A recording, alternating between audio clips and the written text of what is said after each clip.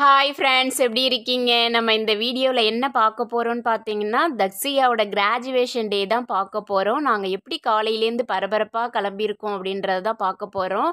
அதுக்கு முன்னாடி நம்மளோட சேனலை வந்து சப்ஸ்கிரைப் பண்ணாதவங்க பண்ணிக்கோங்க. சப்ஸ்கிரைப் பண்ணிவிட்டு பெல் பட்டன் கொடுத்துட்டு அப்படியே ஆல் கொடுத்துருங்க. அப்போ தான் நாங்கள் போடுற வீடியோ வந்து உங்களுக்கு அப்பப்போ அப்டேட் ஆகும். உங்களோட சஜஷன் என்னன்னு நீங்களும் வந்து கமெண்ட்டில் சொல்லலாம்.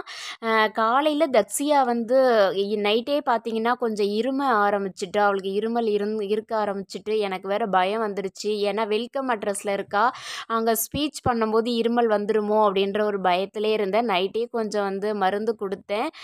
கொஞ்சம் நைட்டு ஓகே தான். காலையில் எழுந்திரிச்சதும் லைட்டாக இருமுனா அது வரை தலை வேற குளிக்கணும், ஏன்னா வந்து ஹேர் வந்து நல்லா பறக்கணும் அப்படின்னு சொன்னாங்க. நானும் வந்து வெந்நீர் நல்லா சூடாக தண்ணியை ஊற்றி தலைக்கு வந்து குளிக்க வச்சுட்டேன். இருந்தாலும் பயந்துட்டே தான் இருந்தேன். அப்புறம் வந்து மருந்து காலையிலையும் கொடுத்துட்டு ஒரு தோசை செஞ்சு நைட்டே வந்து சட்னிலாம் செஞ்சு வச்சுட்டேன் ஃப்ரிட்ஜில். அதை வந்து சூடு பண்ணி அவளுக்கு வந்து கொடுத்தேன். என்னென்னலாம் அவங்க புதுசாக கொடுத்துருந்தாங்கன்னா, ஒயிட் கலர் யூனிஃபார்ம் கொடுத்துருந்தாங்க, சாக்ஸ் வந்து ஆல்ரெடி இருந்துச்சு, ஷூ கொடுத்துருந்தாங்க. ஹேர் ஸ்டைல் வந்து இப்படி தான் போடணும் அப்படின்னு சொல்லிட்டா. நான் வந்து எப்பயுமே பார்த்தீங்கன்னா ரெட்டை ஜடை போடுவோம் அப்படின்றது தான் இருந்தேன். இல்லை இப்படி தான் போடணும் அப்படின்னு அவளும் சொல்லிட்டா. சரின்ட்டு அதுக்கேற்ற மாதிரி அவளுக்கு வந்து செஞ்சு விட்டுட்டு அதுக்கப்புறம் தோசையை வந்து ஊட்டி விட்டேன். டைமும் ஆயிடுச்சு. ஒரு 15 மினிட்ஸில் நான் வந்து அவளை வந்து ரெடி பண்ணினேன். ஏன்னா தலை காயறதுக்கு லேட் ஆகிடுச்சு. வெயில் நாளாக இருந்தால் ஒரு ப்ராப்ளம் இல்லை, ஃபேன் போட்டால் காஞ்சிடும். ஆனால் ஃபேன் போட்டால் குளிருது அப்படின்னா அது வேற இருமல் இருக்குது, காய்ச்சல் வந்துடுமோ அப்படின்ற ஒரு பயம் இருந்துச்சு. அதுக்கப்புறம் நான் என்ன ஒரு வேலை பண்ணேன்னா, ஸ்நாக்ஸும் வாட்டர் பாட்டில் மட்டும் ரெடி பண்ணி கொடுத்துட்டேன். அப்புறம் பாதி தூரம் போயிட்டு ஒரு ஸ்பேர் ட்ரெஸ் கொடுத்துக்க அனுப்ப சொன்னாங்களே, என்ன செய்கிறது அப்படின்ட்டு அப்புறம் ரிட்டன் வந்து அப்புறம் ஒரு ட்ரெஸ்ஸு வந்து வச்சு எடுத்துகிட்டு போனோம். அது கொண்டு விடுறதுக்கு லைட்டாக ஒரு 5 மினிட்ஸ் வந்து லேட் ஆகிடுச்சு. இருந்தாலும் வந்து ஒன்றும் அந்தளவுக்குலாம் ஒன்றும் பயம் இல்லை. உடனே வந்து லேட் ஆகிடுமோ அப்படின்னு சொல்லிட்டு அழுக ஆரம்பிச்சிட்டா. கிளம்புற அர்ஜென்ட்டில் ஐடி கார்டு போட மறந்துட்டேன். அப்புறம் திருப்பி ஐடி கார்டு போட்டுட்டு ஒரு டான்ஸ் வேறு, இந்த டான்ஸுக்கு வேறு எங்கள் சாய் கிருஷ்ணா வேறு சப்போர்ட்டு. அவரை டான்ஸ் ஆடிக்கிட்டுறேன். தங்கச்சிக்கு வந்து கிராஜுவேஷன் டேயில் அண்ணனுக்கு அவ்வளோ ஒரு சந்தோஷம். ஏன்னா அவன் வாங்கினது அவனுக்கு வந்து ஞாபகம் இருக்காது. ஏன்னா சின்ன பையனாக இருந்தால் அவனுக்கு இல்லையா ஞாபகம், நான் கேட்டு பார்த்துட்டேன். இப்போ வாங்கிறது வந்து அவனுக்கு ரொம்ப சந்தோஷம். எங்கள் வீட்டில் எல்லாருக்குமே சந்தோஷம். ஏன்னா நம்மலாம் வந்து காலேஜில் தான் நம்ம வந்து வாங்கியிருப்போம். அந்த கிராஜுவேஷன் டே வந்து வருதுன்னா அதுக்கு என்னென்னலாம் பண்ணுவாங்கன்னு கூட தெரியாது. ஆனால் இப்போயே பார்த்திங்கன்னா இவங்களுக்கு சூப்பராக கிராஜுவேஷன் டே சூப்பராக போச்சு. நான் வந்து சாய் கிருஷ்ணாவுக்கு தான் பார்த்தேன் எப்படிலாம் பண்ணாங்க அப்படின்றது. அவனை கொண்டு போய் விட்டுட்டு வந்துட்டு அதுக்கப்புறம் நாங்கள் வந்து ரெடியானோம். நாங்கள் வந்து 9 எங்களை வந்து வர சொன்னாங்க. அதுக்கப்புறம் நாங்களாம் குளிச்சுட்டு எங்கள் சாய் கிருஷ்ணாவை ரெடி பண்ணிவிட்டு நான் வந்து ரெடியாக ஆரம்பித்தேன். மதிய லஞ்ச் வந்து லேட் ஆகிடும், வந்தெல்லாம் சமைக்க முடியாது அப்படின்றதுனால நான் காலையிலேயே என்ன பண்ணினேன்னா ரைஸ் வச்சுட்டு சாம்பார், முருங்கைக்காய் கத்திரிக்காய் போட்டு சாம்பார் வச்சுட்டேன். அப்பளம் இருந்தது, அது வந்து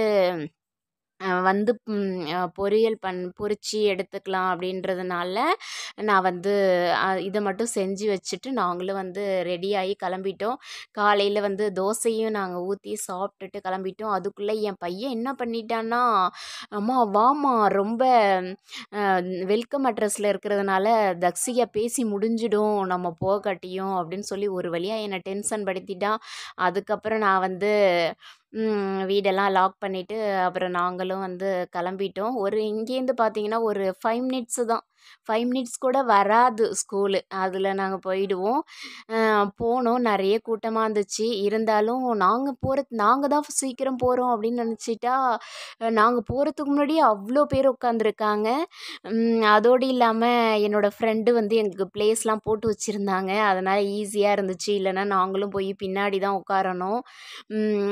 பார்த்தீங்கன்னா, சாய் கிருஷ்ணாவோட ஃப்ரெண்டு துதீஸு. அவங்க பேரண்ட்ஸ் தான். அதேமாரி தக்ஷியா துதீஸோட தம்பி வந்து தக்ஷியாவோட யூகேஜி படிக்கிறான். ரொம்ப எப்படி இணைஞ்சிருக்குதுன்னு பாருங்க. இதனால துதீஸ் வேற வந்தான் இன்னைக்கு. அதனால அவன் ஃப்ரெண்டு வந்ததுனால சாய் கிருஷ்ணா வந்து ஹாப்பியா இருந்தான். இல்லன்னா என்ன டார்ச்சர் பண்ணி ஃபோனு குடு, அது குடு, இது குடுன்னு என்ன டென்ஷன் படுத்தியிருப்பான். ம். இப்போ வந்து ஸ்கூலுக்கு வந்து போயாச்சு. இதுதான் வந்து ஸ்கூலோட என்ட்ரன்ஸு. ஸ்கூல்ல பார்த்தீங்கன்னா, ஃபர்ஸ்ட்டே வந்து வெல்கம் பண்ணுவாங்க. லிஃப்ட்டும் இருக்கு ஸ்கூல்ல, ஸ்டெப்பும் இருக்கு. நான் வந்து ஸ்டெப்ல தான் எப்பயுமே போவேன்.